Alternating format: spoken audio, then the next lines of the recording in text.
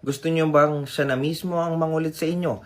Yung tipong gusto niya kayong kausapin palagi, gagawa siya ng paraan kahit gamitin niya yung mga kaibigan kamag-anak para makausap lang kayo, or gusto niya maging kayo ulit o makipagbalikan siya ulit sa inyo. Today tuturo ko yan kung paano magiging posible. Pero syempre bagong lahat, tingnan muna natin itong testimonial ng isa sa nagpagawa sa atin ng obsession ritual. Sir Kino, I finally understand the power of letting go.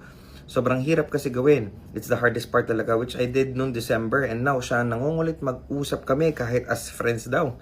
Pero sinabi niya sa parents ko na kami pa din.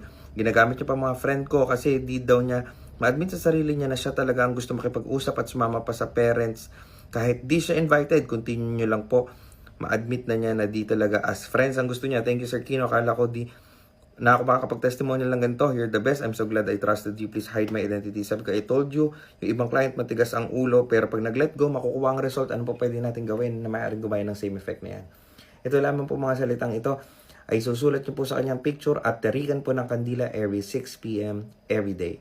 Kung gusto niyo magpagawa ng ritual katulad nito ay maaari niyo kay PM Francis Chris Valencia. Ingat po kayo palagi.